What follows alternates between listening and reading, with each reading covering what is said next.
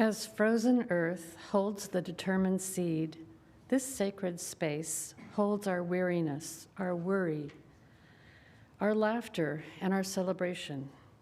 Let us bring seed and soul into the light of thought, the warmth of community, and the hope of love. Let us see together, hear together, love together.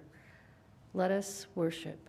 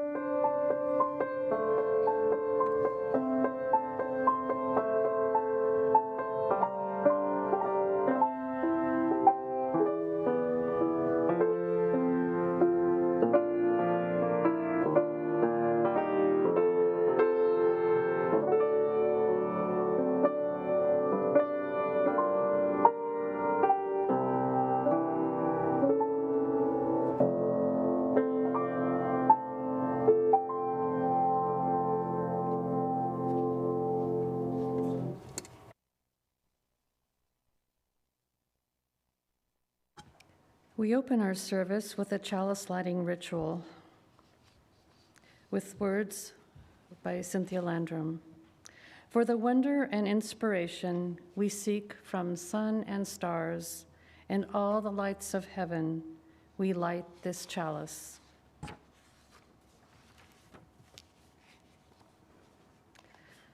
This week we are also lighting the Advent candles. Each week until Christmas, we light a new candle on the Advent wreath. The circle of greenery reminds us of the eternal circle of life, without beginning or end. And the candles remind us that we are each called to emit our glow amid the pain and suffering facing our world. The light of Advent grows brighter and brighter, guiding us toward personal peace, shared joy, and more love. This morning, we light the second candle of Advent, a symbol of our longing for peace. We bring our hope into the world when we practice peacemaking. Our caring community aspires to be a source of freedom from violence and exclusion. Together, may we strive to create a lasting peace. And you can see the candle, the first week was hope, and that candle is also lit today. Thank you, Will. So good morning, everyone. Welcome to Eastrose Fellowship, everyone here in the chapel and online. I think we have a smaller group with us here today due to the weather, but we're happy that you could join us, whether here or online. My name is Jan Applin Curtis, your worship leader today, and we have our very good friend and master storyteller, Will Hornyak, as our featured speaker today. He will be reflecting on how imagination and creativity call us to spiritual practices. Let's all just take a moment now and greet each other, but first let's stand and turn and wave to the camera by the clock on the wall to those at home. Hello, homebound.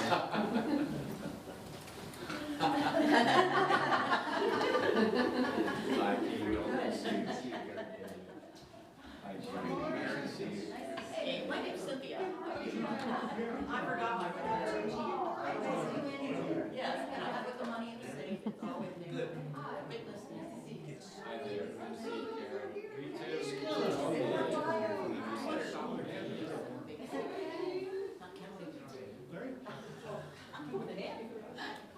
It's really good. Hi, Cynthia. Forgot my name tag. officially. So you're Jean and you run around outside. Yeah, like your sweater, you look at you ready. She's on 7. After spending it in the tropics, right? So it's up to me to separate people. Hello. I think they usually have, I've seen it, so. It probably is. With us today, but I wanted to point out for those of you here and at home that we do have a new designated children's area in the very back of the chapel, so that for families, and the parents can sit back with their young children to play during the service. And this is something we're offering while we don't have nursery care at the time being. So now we wanted to move on to our land acknowledgement.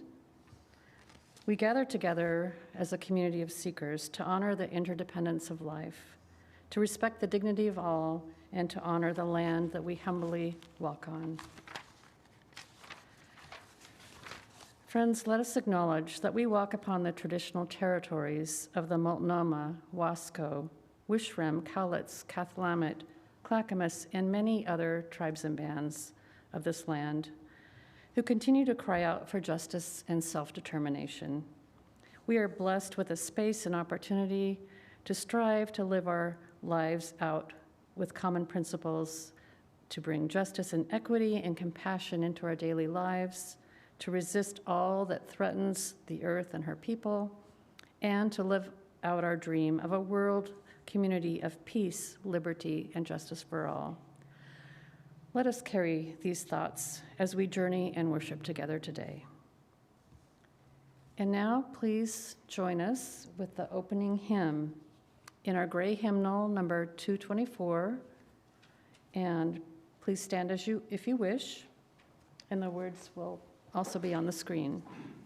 I'll play it through once because it's not, we haven't done it for about 7 years. I don't remember it.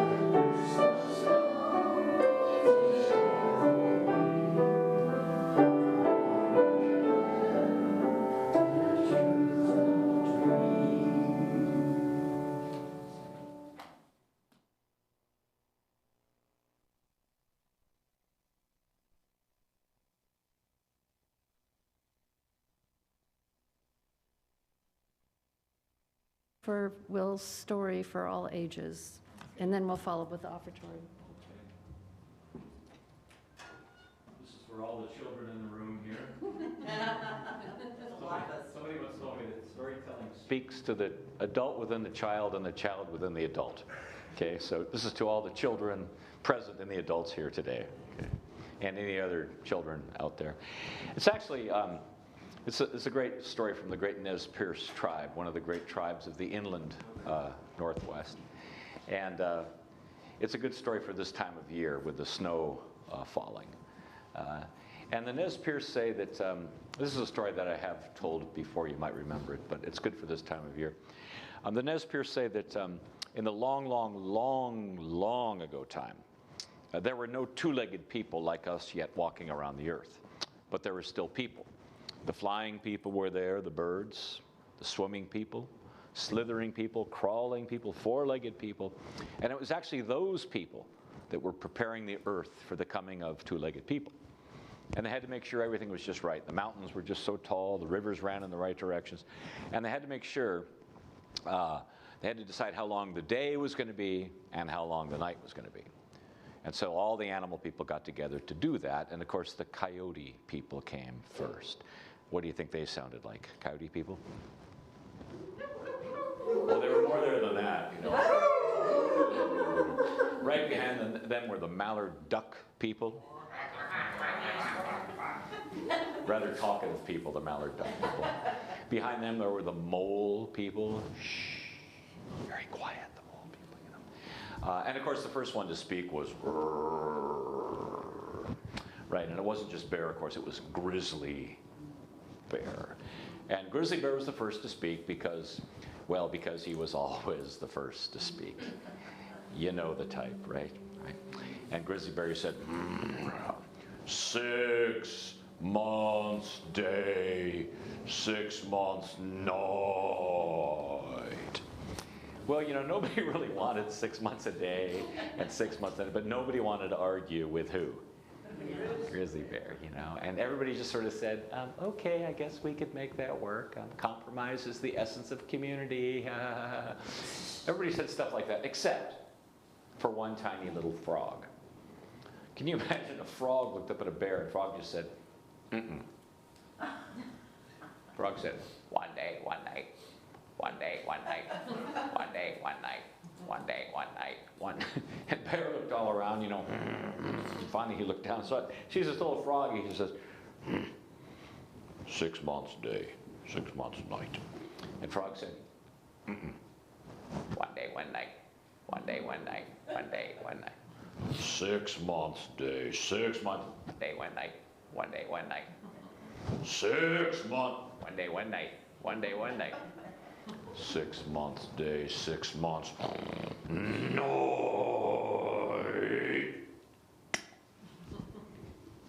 One day, one night, one day, one night. I think the frog was a Unitarian.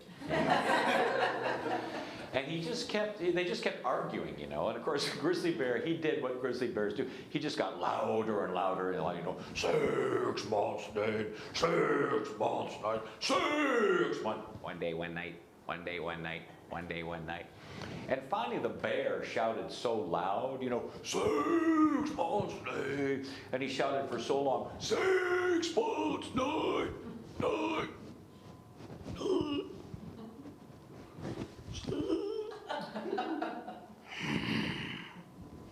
One day, one night.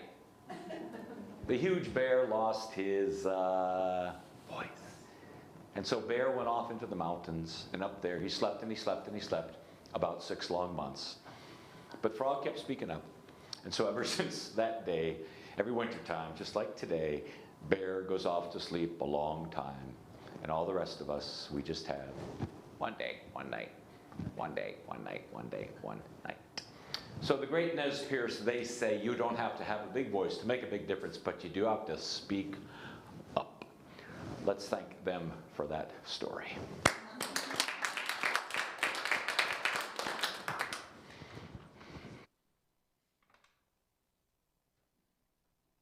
Okay. Thank you, Will. We know that our financial contributions to this congregation come from sacrifice and hard work. We are so grateful for this and commit together to ensure the funds we gather collectively do a greater good for ourselves and our world than they could have done alone. May there be an offering to sustain and grow the life and mission of this congregation. May we give in love and hope. Here at Eastrose, we share half of the offering with a community nonprofit. This month it is Our Just Future, formerly known as Human Solutions. Our Just Future helps homeless and low-income families build pathways out of poverty in East Multnomah County. If you attend online, you may donate by visiting our website and clicking the donate button, or you can scan the QR code on the screen. The gifts of the congregation will now be most gratefully received.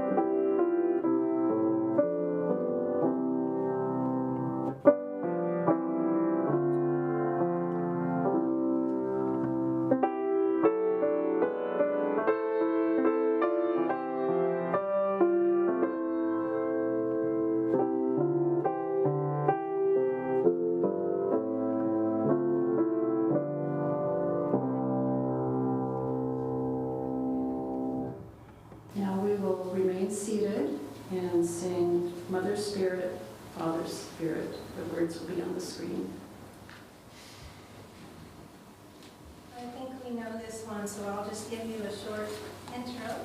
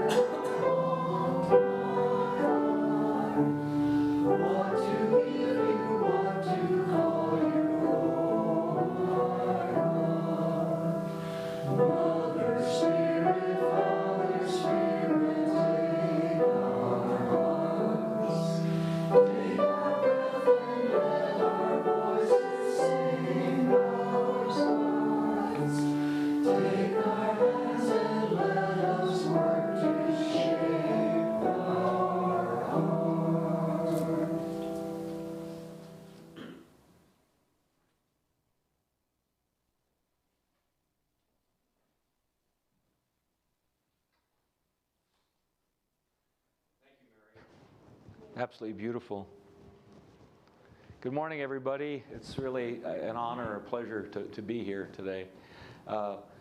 The Irish and the Celtic peoples in general say that this time of year, when the snow flies and when the earth grows cold, it's the time when the ancient, the old Cailleach, old winter woman is returning, you know. And she has this staff she carries. And whenever she touches it upon the earth freezes. And when she lifts it to the sky, this is what happens, you know. So they say that now is the time when the old woman, winter, Cailleach, is walking upon the earth, right? And part of us, of course, says, oh, it's cold and all that. But of course, the earth says it is time to rest, you know. And we get drawn inward and downward. And of course, the energies of the earth. Any gardeners here? Right? We've been noticing for quite some time. You know, leaves are falling, the energies are retreating back into the deepest recesses of the earth. As they do within us at times too, we draw inward at this time. I wanted to read a little poem that I wrote. It was a few weeks ago. It was the first big storm we had that came in. And I'm one of those crazy people who like to go storm walking, you know, out there. And I love it when the great north wet returns to its soggy old self. And I thought it was a good day to read this poem. The sky is tearing away the maple's clothing, tousling the hair of birches, making cedar limbs and fir boughs wave wildly to crows, dipping and wheeling, mad with ecstasy. The sky is swelling the stream beds, making holy water, laden with leaf mulch, the taste and smell of home for the salmon and the steelhead. The sky is making a praise blanket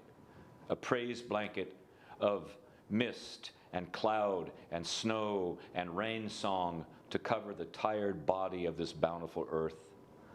The sky is whispering and blustering to us, rest now. Let go of spring budding, summer tending, autumn harvest. The sky is making white cloaks, green dresses, ice scarves to wrap upon the body of its beloved. The sky is saturating all soil, every cell, each parched pore with damp, wet joy. That's it. Damp, wet joy, right? If that isn't the great Willamette Valley, I don't know what is, you know. So, in honor of the beauty of the sky. The title of the program today is Myth and Metaphor and Mystery, the Masks of God, and the importance of creativity and how worship, how a desire to understand and come in relationship to whatever we want to call it, spirit, the unknown, the ineffable, the all that is, draws us to create poetry and to create music. And a great theologian and student of many, many religions, Karen Armstrong, once said that religion actually is one of the highest acts of imagination. And I really like that, you know. And I think that whenever I come here, I'm just always so impressed. There was a great teacher of mine, Malidoma Somé, an African man, who said before they'd started any gathering, they would sing, and they would create beauty, because that's what attracted spirit, you know.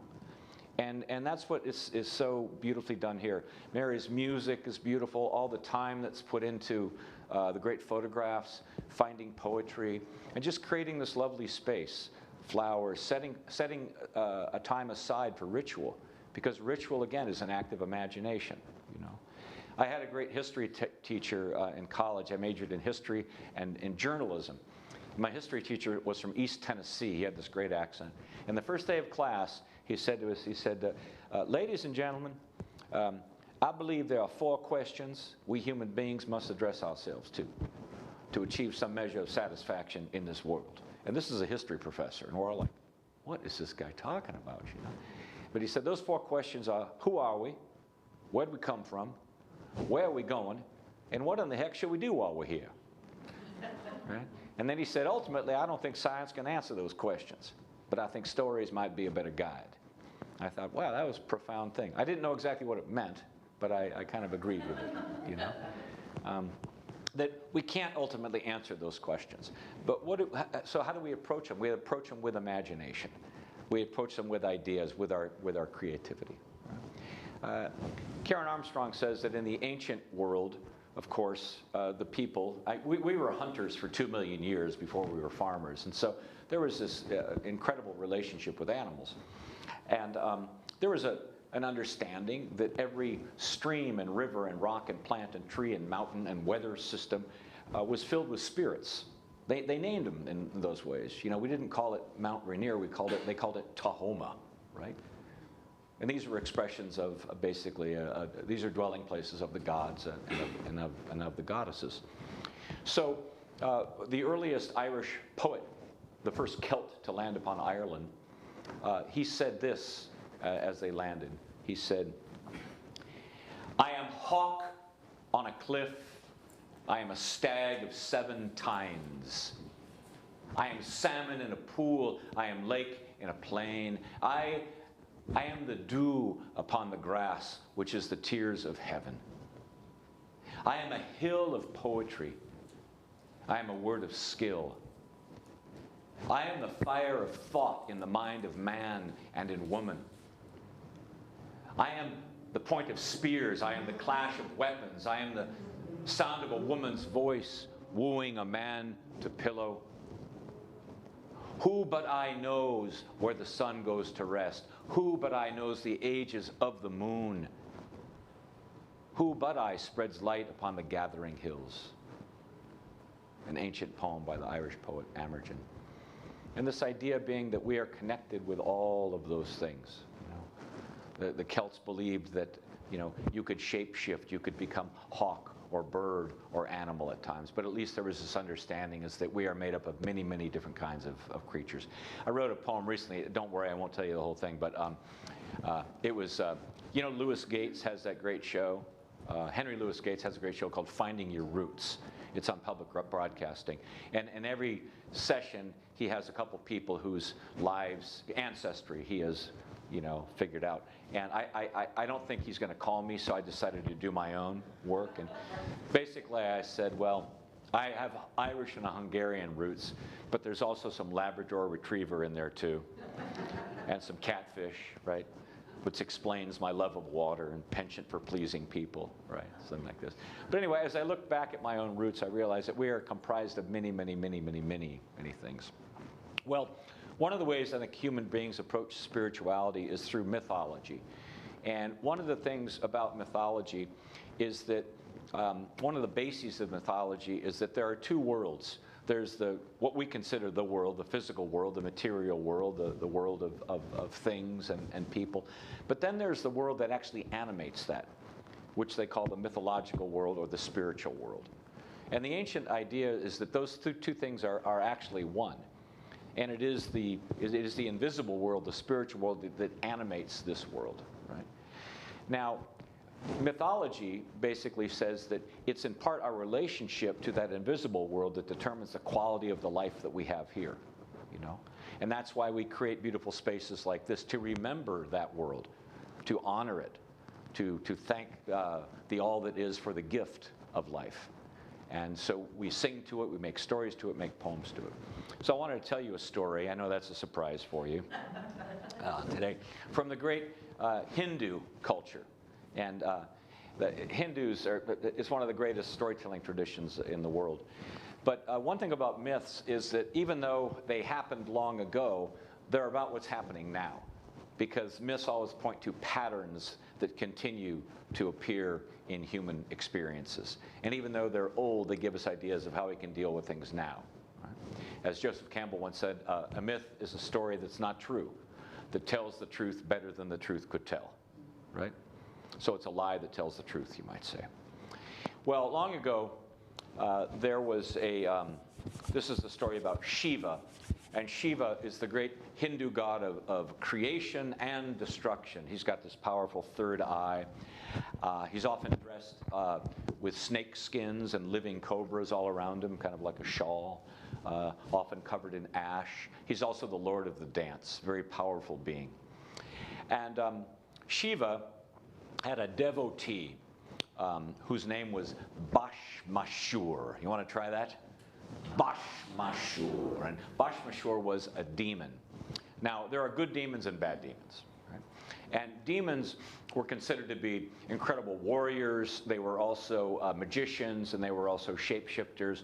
And Bashmashur longed to have great power. And so for centuries and centuries, he worshipped Shiva. He would prostrate himself for weeks on end. He would fast. He would do all these things to gain Shiva's favor. And finally, after 1,000 years had passed, he came to Shiva and he asked for a boon. He asked for a blessing. And he said, Shiva, I come before you because I want the power of your third eye in my hands. I want to have the power to create with this finger and the power to destroy with this one. Well, even Shiva was bound by the laws of karma, by the cycles of the earth, and he had to pay attention to Bashmashur. He had to give him what he wanted, and he did it reluctantly, because Bashmashur wasn't necessarily going to be a good demon. But still, he gave him that power, and immediately Bashmashur went out into the world, and whatever enemies he had, he would take this right finger, he would point it at them, and flame would come up from it and just destroy whatever he pointed at. And then he even went into the orchards of the gods, and just to show how powerful he was. He would point at fruit trees and point at mountains, and wherever he pointed, flame would come out, and things would just be destroyed. And people didn't know what to do. They appealed to Shiva, and he didn't know what to do either at this point. And we don't know exactly why. I mean, some say, well, why couldn't he just destroy Bashmashur? But that's one of the givens in the story. He couldn't. He had to find some other way. And he didn't know what to do. Even a god didn't know what to do. And so what he did was that he took himself away, often step number one, we don't know what to do, go some different place, get a different perspective. So he went to this place called Mount Kailash, this huge mountain. And up there he meditated for a long time. And then he had an idea, and he took himself to the ocean, to one of the beaches there. And he waited and waited and waited. And he noticed something was floating across the sea. It washed up on the shore, and he went down, and it was this huge coconut called a sea coconut. And he didn't know exactly what to do, but he had an idea. And I like this because this is part of the artistic process. You know, you start writing a poem or painting a painting or writing a play, and you don't know what to do, but things start to appear. And this coconut appeared, and then he had an idea. And he split it in two. And he took both sides of the coconut. And then he had another idea, and he took one of the living cobras, and he killed it. He skinned it. Right? And he took the skin, and he wrapped, actually he had to kill 2 cobras. He took one of the skins, and he stretched it over this coconut, and wrapped it tightly with some twine. And he stretched the other skin across the other half of the coconut. He stretched it tightly with some time. And he let the sun dry the skins. And then with his hands, he began to play it. Ding, ding, ding, ding, ding. Ding, ding, ding, ding, ding. And in so doing, he created the first tabla drums. And if you've ever heard the tabla play, they say that one of the drums, ding, ding, ding, ding, ding, ding, ding, has the sound of water and the sound of a woman's voice. And the other one is more like the sound of earth and the sound of a man's voice. And he became a master tabla player. And it was like bringing a new instrument, a new voice into the world. Because as he began to play, you could hear the sound of winds, and you could hear the sound of rivers, and you could hear the women's voice and the men's voice. And eventually he brought it home, and he showed that to his wife, whose name was Parvati. And I like this part too, because he didn't know exactly what he was going to do, but he brought this incredible creation home, and she said, I have an idea. Right? And she said, we're going to have a feast. We're going to invite everybody to come, the gods, the demigods, the demons, everybody's going to be invited.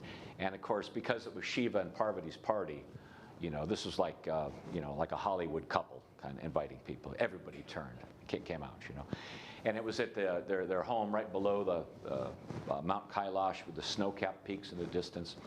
Beautiful evening, full moonlit night. And Shiva, she had the intention, or rather Parvati had the intention of having Shiva unveil these drums that he had created so people could see them for the first time and hear them for the first time. Right? But she had another idea too. And of course, among the gods and the demigods and the demons that came, who do you think came as well? Bashmashur, And he was kind of striding around, and people were terrified of him because they didn't know what he was going to do. But he was on his best behavior being at Shiva and Parvati's home. Well, finally, they feasted. The tables were just groaning with delicacies of every kind. And they feasted. And then finally, Parvati said, I want to show you something that Shiva has created. And she pulled the blankets away from these tabla drums. And he began to play. And he was playing and playing. And the people were just marveling at the sound of it. And then they watched as Parvati, who was an amazing dancer, got onto the dance floor and she began to move to the sounds of this music. Absolutely mesmerizing. And people were so enchanted. But after a while she said, but a dancer without a partner is like the sun without the moon. It's like the earth without the sky. It's like the ocean without the shore. Who will come and join Parvati in the dance? Nobody did. Nobody wanted to come and try to dance with Parvati because she wanted her partner to match her every move. Nobody said they would come except for, who do you think? Oh, I will come. Oh, I will come. I will dance. I have no fear. I can dance as well. He had a rather high opinion of himself. And so sure enough, Parvati, she says, oh yes, it's Bashmashur, Bashmashur. Oh, great, powerful Bashmashur, so handsome too. Come, Bashmashur, come. And she said, Bashmashur, please dance with me. And so she began to, move this way and that way. And she said, now Bashmashur, match my every move, And so, she would turn like this, and Bashmashur would kind of, turn like this, and she would reach towards the sky, and he would kind of stick his hand out like this. And she would bow low and sweep along, and he would nearly crash to the floor. But he tried to mimic her every move. And she kept saying, oh, Bashmashur, no one can dance like you. Truly, you are Parvati's greatest dancing partner. Now, Bashmashur, please watch. This is how we finish the dance, And she bent down, and she lifted her hand like this, and she took her finger like this, and she pointed at her head. And Bashmashur, without thinking, he, of course, did the same thing, and he pointed his finger to his head. And all the people's mouth dropped agape because they saw this enormous flame shoot from his own hand. And in that moment, the great demon Bashmashur was destroyed by his own hand. And in that moment, he dissolved into 1,000 particles of dust. And just as he did, the sounds and the great winds came and blew all of that dust to the four corners of the world. But don't worry, he'll be back in some form or another at another time. You know. And so it was that to this day, when people hear the great tabla drummers play, they remember the sound, the voices of man and woman, the voice of earth and sky and rivers and mountains and streams. And they also remember how it was that Bashmashur was destroyed by his own hand. That's a great epic story from the Hindus. I want to take a look at a few points in that story. You know? First off, one thing I like about it is that even though Shiva's a god, he doesn't exactly know what to do. Right? And also, even he is bound by certain cycles and fates, because all of us are born into a world that we don't have complete choice in coming into. We're born among certain parents at certain times in certain political situations, and so all of us are bound by certain fates, you might say. But what he does, and I like this too, is that when he doesn't know what to do, he realizes he needs to go to a different place. Now, he goes to a different place geographically, which can be helpful sometimes. When I was 24, I left the United States and I lived in South America for 1.5 years, and it completely changed my life.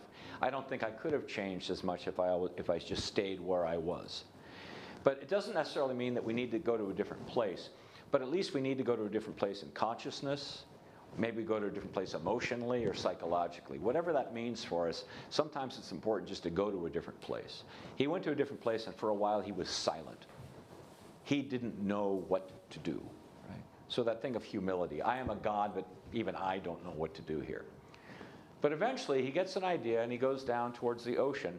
And what I like is this. He didn't know what to do, but he had an intention of doing something. He had an intention to save the world. He had an intention to somehow defeat Bashmashur. And even that intention was important, because there's an old saying, if you provide the boat, the universe will provide the ocean.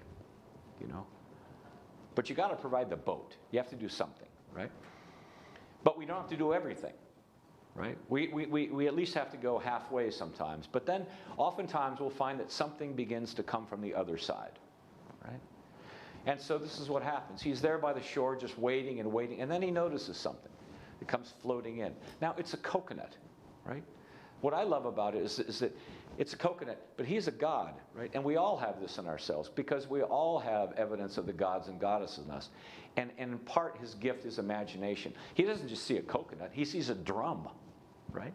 That's an artistic perspective, you know? And, you know, a lot of people would just eat it and throw it back into the ocean. He's like, you know what? I think I can make a drum out of this, right? So I love this creative mind. The other thing, too, is that something needs to be sacrificed. Something needs to die for something new to be born, right? And this is often the case. Something needs to change forms, right? Something needs to come to an end so something else can come to a beginning. And it's a sad thing. He takes 2 beautiful cobras and he kills them and takes the skin of them. And yet the skin becomes something new entirely. You might say those cobras live again through an entirely different form. They bring, you might say, an even greater gift to the world, the gift of these great drums. And tabla drums, if you've never heard them, they truly do have magical voices. And people dance to them and they sing to them, and it was quite a gift to the world. So he makes these tabla drums, and he begins to play them. And I like this too. It's like even the god has to learn how to play until finally he develops some level of mastery and competence with the drums, and he brings them back. And what I like too is Parvati sees them, and Parvati says, now I have an idea, right? And this is how creativity often works. I don't know the whole big picture, but I can do something, and then somebody else goes, you know what, I have an idea too. Let me try this, right?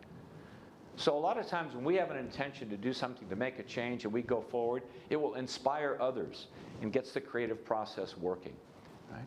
Because all of us have a certain kind of genius, but nobody has all the genius of the world. But in working together, right, we find ways to do things. And what I love about Parvati too is she says, let's have a party, right? Yeah. This is something my mother would have done. you know? You want to change something? Yeah, let's have a party. We're going to serve great food. We'll get people dancing. Why? Because you might say, creating a space like this, just like creating this space, it creates a threshold. When we walk into this space, we're in a different place. We're in a sacred realm. Parvati created, yes, it was a festival, it was a party, but it was also an opportunity for the unveiling of the drums. And then the fifth thing and the final thing I'll mention that she does is that she doesn't try to defeat the demon, she dances with the demon, right? I mean, that's a radical approach. Most people were terrified of him, and probably she had a little bit of fear too, because he was very destructive and very powerful. But she also said, you know, I trust the creative process. I trust the power of my own dance. And I also trust that, you know, she's also working within the cycles and trying to destroy this demon which is destroying the world. And so she knows that she has something behind her, this intention behind her. And in the end, it's beautiful because she's wily, you know. She's attractive. She's alluring. And in doing that, of course, she fools the demon. Now, one thing I like about these stories is that even though it supposedly happened long ago, this is a story also about our collective experience as humankind. Because can't we see the evidence of Bashmashur at work in the world today? You know? I mean, humankind has asked for power.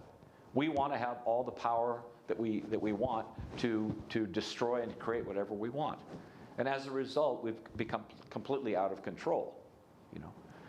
Because you might say of this lack of connection that we used to have to the world, as everything out there is a spiritual entity, because we have that, don't no longer have that collection or that connection collectively. We have it, many people have it individually, but because we don't have it collectively, what have we done? To fill that hole, we've devoured forests, like Bashmashur. We've destroyed whole mountainsides, right? We've polluted rivers. We've done all kinds of these things, right? Because we have power, but no longer have the wisdom or the understanding of how to use it, you know? We have Bashmashur's power, but we don't have Shiva or Parvati's wisdom. Collectively, you might say. But one of the reasons that I think these stories are important is that how do we recover that? Well, individually we recover it. It's the journey of the individual again and again and again, and the development of spiritual maturity and wisdom that helps the collective change. The collective can't change, the larger society can't change unless individuals change profoundly. And if enough individuals do, it's like the 100-monkey theory, the collective wakes up and goes, oh yeah, we remember. The earth is sacred. We remember. The earth is alive everywhere. Let us treat it that way. You know? Does that make some sense? And, because you might say in some ways, the idea that, you know, there is no spirit in the rocks or the mountains, you know, that the trees and the animals have no soul, that's a point of view that's been institutionalized and condoned for centuries now by universities, by churches, by corporations. You know, we can do whatever we want. Why? Because we're the gods, right? That's what Bashmashur thinks. I'm in charge here now, you know. Well, yeah, you are, but look what you've done. You know, I don't know about you, but it's kind of like things are going to hell in a handbasket if Bashmashur stays in charge. You know? But also comes down to an individual level. I have to ask myself, what do I do in my life that's like Bashmashur, right? Because I too like to have that power. Oh, I don't like you. Poof, you're gone. You know? But how do I dance with the demons that I have? How do I dance with the demon of, you know, arrogance, or the demon of desire, you know, or the demon of lust? And that's, to me, in part Parvati's message, you know, is to dance with the demons so they are actually transformed, you know, so they actually change, and to have the wisdom to use the power that we have. So I wanted to finish with a little poem, or rather, I'm sorry, a song. This is a song from Brazil that I thought is good for this time of year too, or this time that we're in culturally, where there's so much division. You know, we just went through the elections, and everything is about like 51% here and 49% there, 50%. It's so divided, right? You know, and so evenly. And how do we bring things together? You know, we understand that oneness and unity are principles, but how do we help them to work here in our world? Right? Well, long ago in Brazil, there's a tribe there that tells the story that there was a village, and everybody lived together in the village. And then there was a great flood. And the flood actually came right through this big village, and it divided the village into 2 villages. So what was 1 was now 2. And the river was so swift and so deep that no one could cross it. And so these people that used to gather as one, they were separate now. Yet they longed and longed to know each other again. They longed to remember one another. And there was a bird known as the canaro. And the canaro bird, because it had wings, it could fly from one village across the river to the other village, and from this village back and forth. And in that way, they say it would carry messages, and it would carry songs, and it would carry prayers. And that's one of the old ideas, is that what can travel between the worlds, from this world to the other world, or across the divisions of our world, what can travel are things like prayers, worship, poems, songs, right? I would say the smell of good food too, right? If I smell good food cooking, I don't say, oh man, somebody from a red state cooked that. I just say, smells good to me, right? So how do we find ways to come together? So anyway, this is a song that is sung in honor of bringing what is separate together. We had a number of deaths mentioned today during Joys and Concerns, and also a way of remembering those that have passed on to the other side. Right? They're on the other side of that river now. How do we remember them? Singing to them, you know. And so what I'd like to do is stand, if you would, and just sing with me this little song. And all my songs are simple. It only has 2 words. And the basis of singing with me is twofold. Number 1, you sing with enthusiasm, and number 2, with lots of volume, right? Because I'm half Irish, and the Irish believe that there are few things in the world that can't be improved with volume and enthusiasm, you know. So I'll sing it through, and it's a Brazilian, it's an indigenous song, and it just says, Canero, Ete, ete, canero, no ma, no ma. And it's just a song to unite what has become separate. I'll just sing it through a couple times, then we'll sing it through a couple times together. So it goes like so. Canero, ete, ete, canero, ete, ete, canero, no maha, no maha, canaro, no maha, no ma. So just sing for whatever it is that you would like to have united, or sing to those on the other side that you know. So canaro, ete, ete. Canaro, ete, ete, canaro, ete, ete, canaro no ma, canaro no ma, no ma, canaro no ma, no ma. Thank you. Thank you very much. Thank you. Yeah. Well, I always, whenever I tell a story, I always think the important thing is there's the story kind of in the middle of the room, and then there's the story that I told.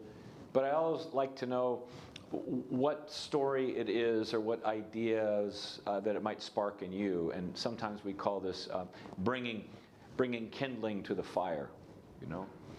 Because stories are in part, they're not just, you know, we say, well, it means this. Nobody really knows exactly what a story means. I bring some of my ideas to it, but I'm interested too in what some of your ideas are. Where did you enter the story? What did you think was interesting, or maybe one image you saw in the story that stood out to you, just so we can make the story fire a little bit bigger. So I'll just open it up for any comments or questions,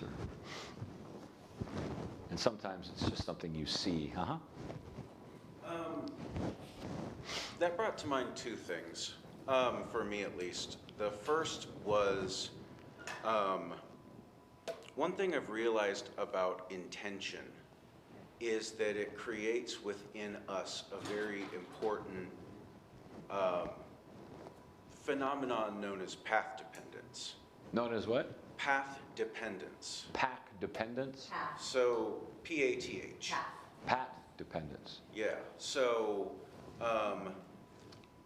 any bias that a set of variables might encounter predisposes the system that those variables are operating in to continue along the path of that bias. Uh-huh. So when we're setting our intentions, Yeah.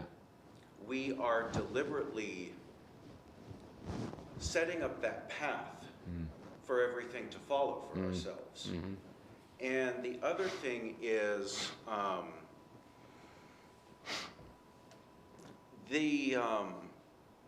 even a lot of the modern everything is just a bag of chemicals, there's no other side. I mean, even a lot of people in this school of thought, in the 70s especially, with a meeting called the Club of Rome, they came to realize that there's these planetary variables that we're altering at an unsustainable rate, and that as long as we continue to act like this is a static stage on which we're all just rational choice agents interacting at a causal arm's length, that we're ignoring the mechanical functioning of how everything is interrelated. And at this point, it's not even, it's just arrogance. It's just pure arrogance. Yeah.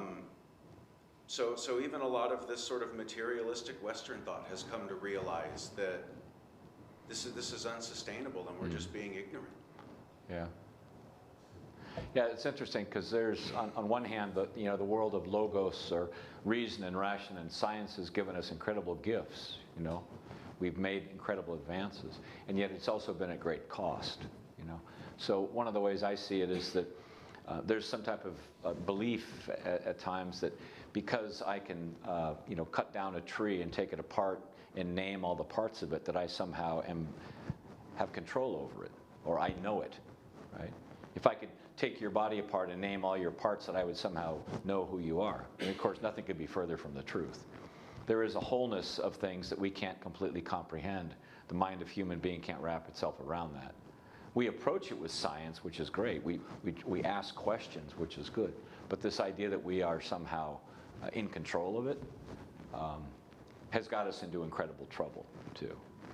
You say arrogance, and I would agree. The hubris, which is interesting, because the ancient Greeks said the greatest sin was what? Pride, was hubris, right? To watch out for it. And we live in peril of that to this day.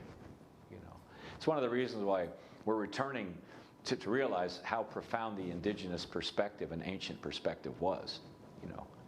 They didn't have certain types of machines or mechanical aptitudes, but they had this profound relationship with the world and the earth and the animals within, and all the systems of the natural world. So much to learn. Yeah.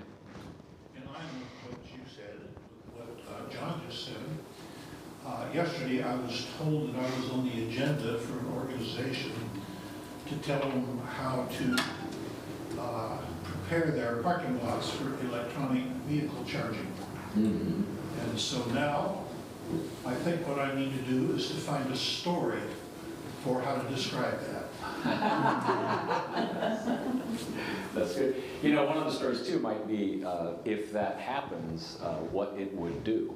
Like what would be the larger picture if we could, get off the addiction to fossil fuel and move into electricity too.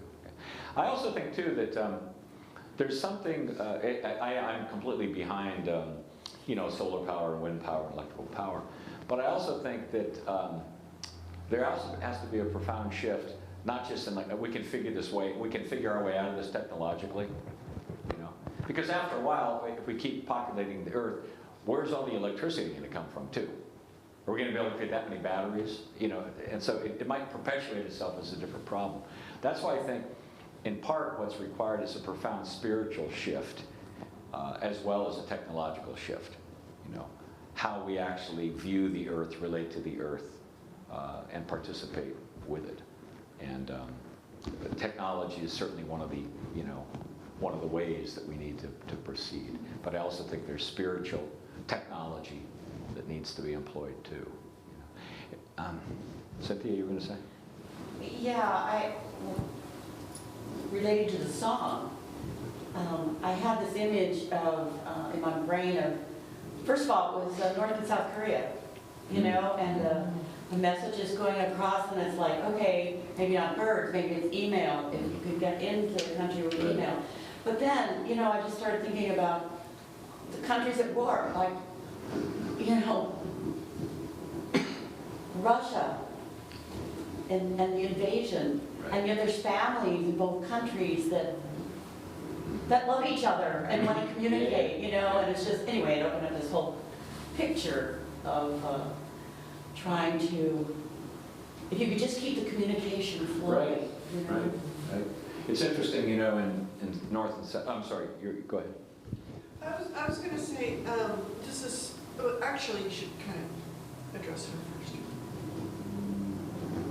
Oh, okay. It just reminded me in North and South Korea, when people escape from North Korea into South Korea, they do things like, they even make like little helium balloons and put like cassette tapes and CD. Remember cassette tapes? Yeah. Remember those? Yeah. Oh, yeah. And CDs. And they put little messages in them and newspaper articles, and they send them over to South Korea. Over to North Korea. Just to open people's mind to say that there is a different world. Things are. Now, we don't think, that doesn't make the headlines, But I think it's small changes like that that often in turn can make a big change. And one of the most profound things that used to happen when there were prairie grasses in the United States, the prairie grasses used to be 7-8 feet tall, and occasionally there were wildfires that would come and burn it all away. And then within 2 years they would all grow back again. Why? Because the real magic of those prairie grasses was the root system beneath the earth, right? And that's where I believe like places like this, places of community and connection, love between one another, that understanding and that intention for oneness is the root structure out of which, the new can begin. So, you're going to say? I was really struck by Shiva's wife, and she's actually welcoming demon and dancing with the demon. Like, it's so foreign to what my habit is of other, or Yeah. So it's a big lesson. Thank you for saying that, because I think that don't we all have demons? I've never met anybody without them. I share my share. And what do we do with them? Because they have energy and they have life. But how do we come into right relationship with them? In some ways, it's the old Christian idea of vices and virtues. How do you work with a vice to transform it into a virtue? Right? And to me, that's in part working with Bash Mashur so it becomes something different. In this case, you work with it until it just disappears, which is probably where he needs to be for a while, just dust. Right? But I'm a Taurus. I don't know, is anybody here into astrology at all? I used to kind of poo-poo it, but then I realized, well, astrology is made up of mythology, right? Most of the astrological symbols and the planets and the stars and the constellations all have great myths behind them. So I'm a Taurus, right? And very open-minded, free-thinking, I'm just joking. Tauruses are supposed to be very stubborn, But that's one of the things, that's one of the demons that I dance with, is kind of stubbornness. And, bulls are kind of lusty and they want to have their own way and what they want to do all the time. And in some ways, that's a good quality. It can be good to be steadfast and, and strong in a certain way. But how do you dance with that so it becomes something that's life-giving rather than just, my way or the highway? So, and my wife has helped me a lot with that. This is kind of on a tangent, but your comment about the North and South Korea. When I was in grad school, I had Native American professor who was Haudenosaunee, and he wanted the class to talk about, the land around them and what mattered, and we had a Korean student who really focused on the division and the heartbreak of the separation.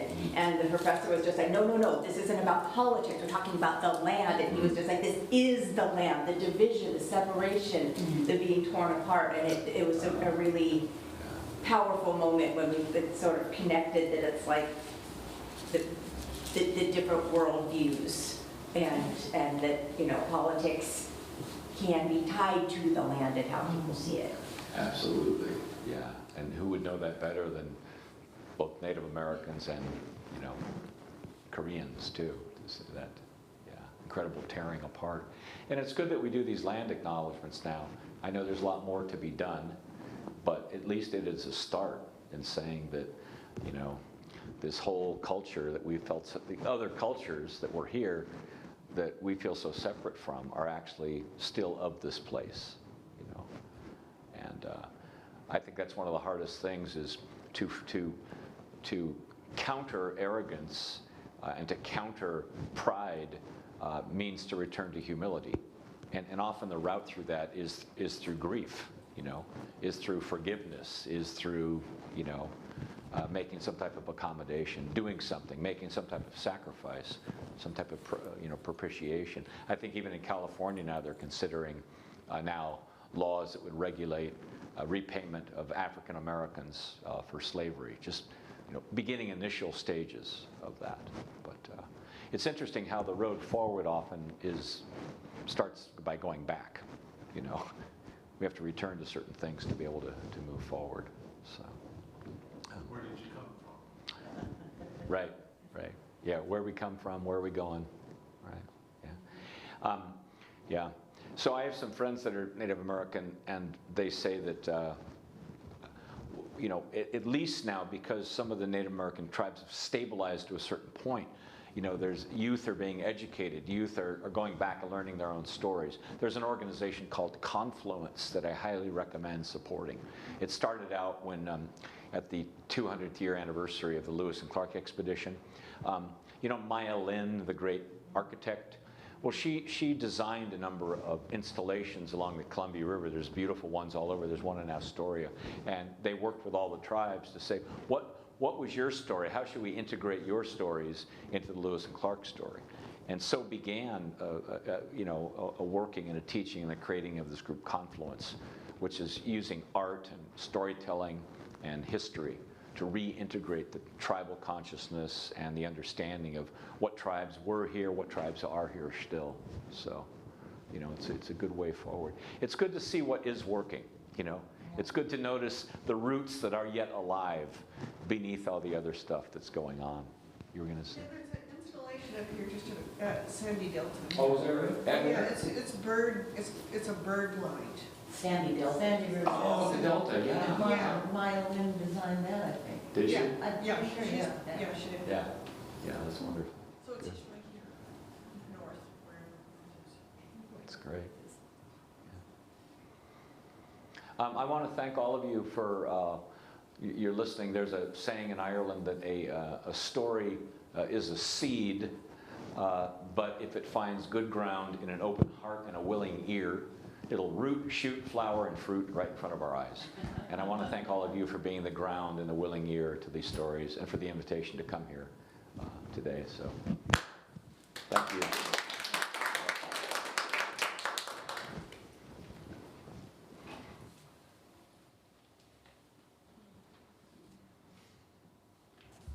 Thank you, Will. That was wonderful. And now we have a closing hymn, People Look East, in our gray hymnal number 226. I think we know this. I'll give you a short intro. You can stand if you're willing and able.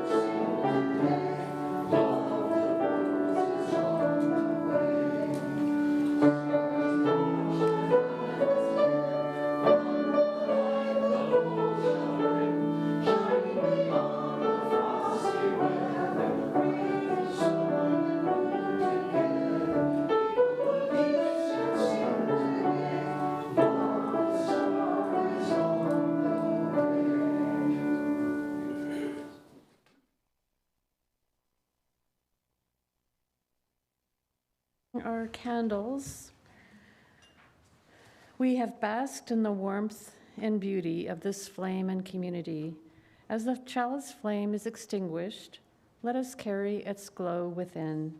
Let us kindle new sparks within these walls and beyond.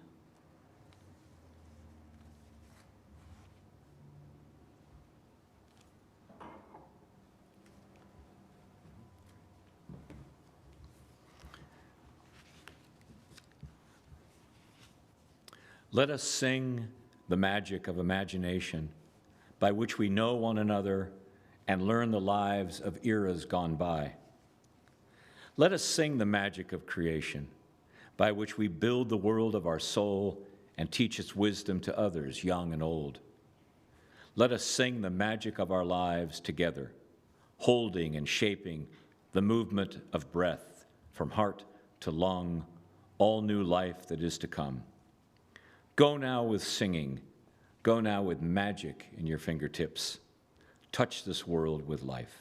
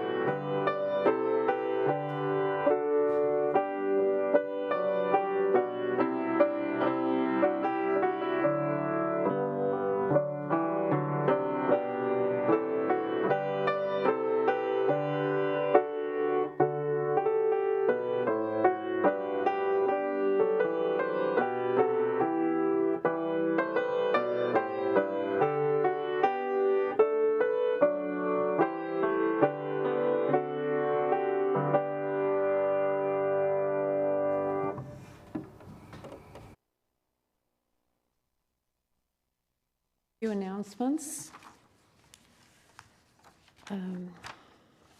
Phyllis is in a choir, the German choir, that will be having a Christmas concert it's next Sunday, right? Next Sunday, December 11th at 3 p.m. at the German Heritage Hall, conducted by our previous choir director, Owen Hoffman-Smith. So that would be a fun one to attend. You can buy tickets from her, $10 a ticket, or they can be purchased at the door. And there's a final 2022 cleanup day on Saturday the 10th from 1 to 4. The main focus will be leaf collecting and recycling, gutter cleaning, and some indoor cleaning. See the pedals for details or contact Larry Adams. Let's see. Typically today is a potluck Sunday, and I believe there'll still be a potluck today. Is that right, Cynthia, or anybody?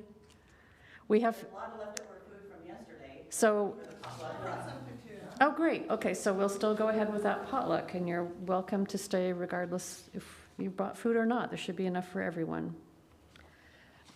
Next week, please remember that there's an important congregational meeting after the service to vote on the next year's budget. And please join us next Sunday. Priya Soni will be speaking on caregiving, braving the bold and treasuring the risk. And Priya is the daughter of Celine, who was a past beloved member of Eastrose who has passed away a few years ago. And Cynthia will be the worship leader. I think that is all of our announcements for today.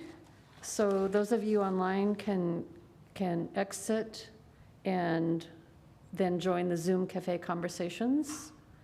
And those of us here in the chapel we'll have coffee and visiting time. Well, thank you all for coming.